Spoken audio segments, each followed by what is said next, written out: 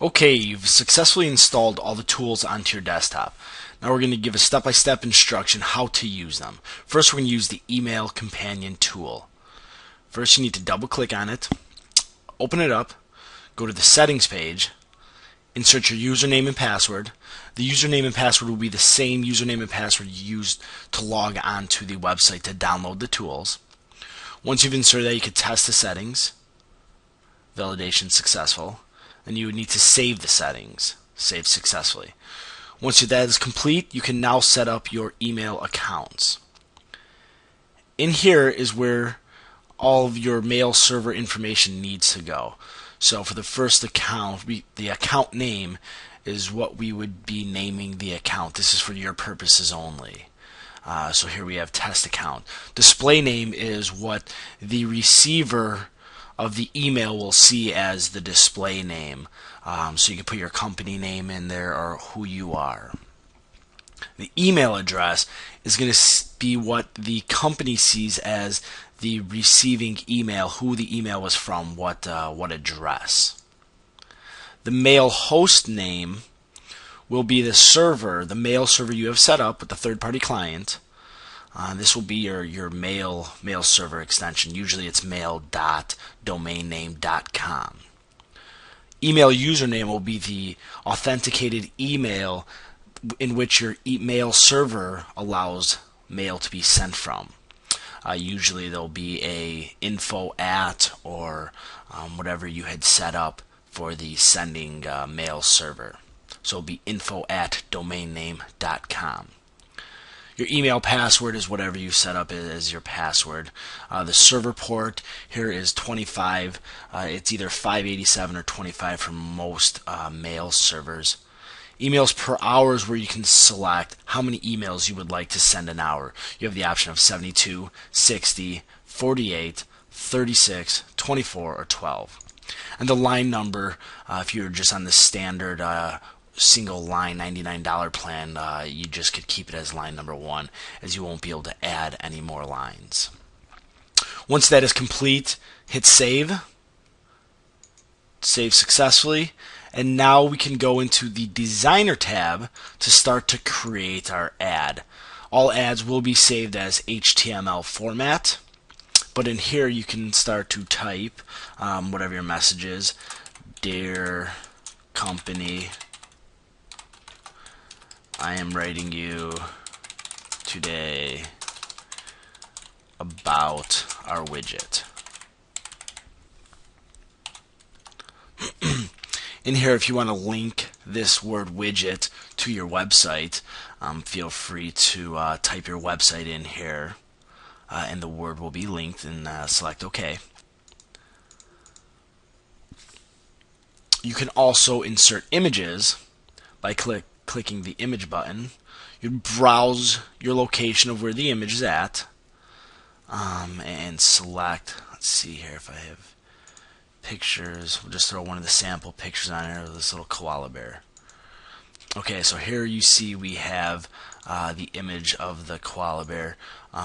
We could resize the image to not make it as large of an image.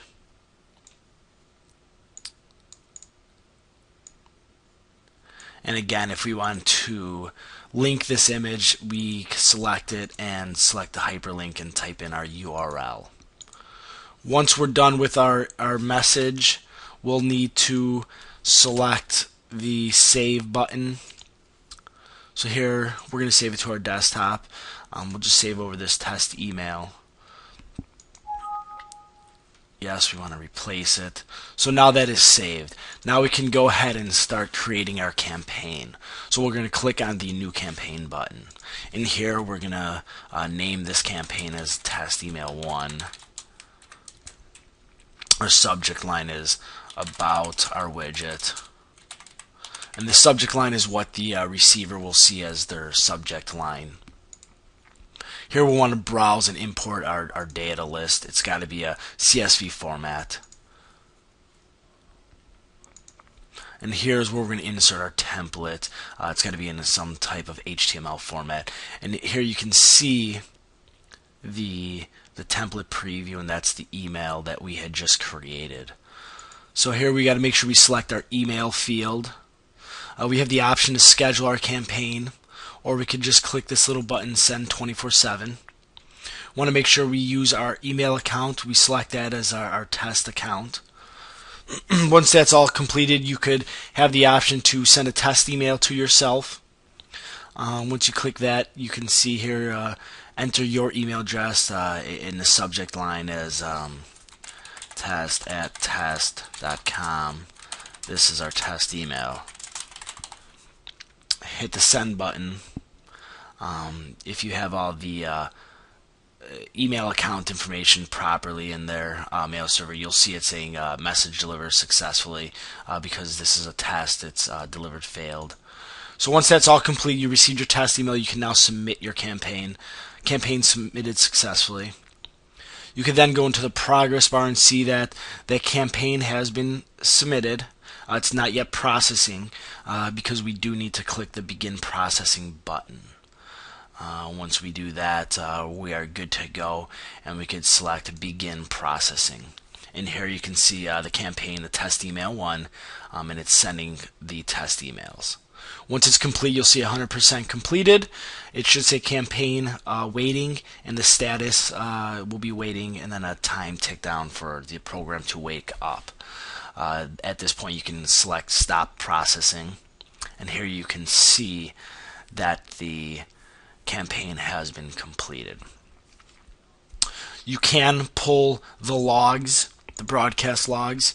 Here we can name test email 1 to see what our logs were. We'll save it, and here we'll open it up, and here we'll see the test, the test email, the email sent, if it was a failure or success, and then a timestamp of when it was.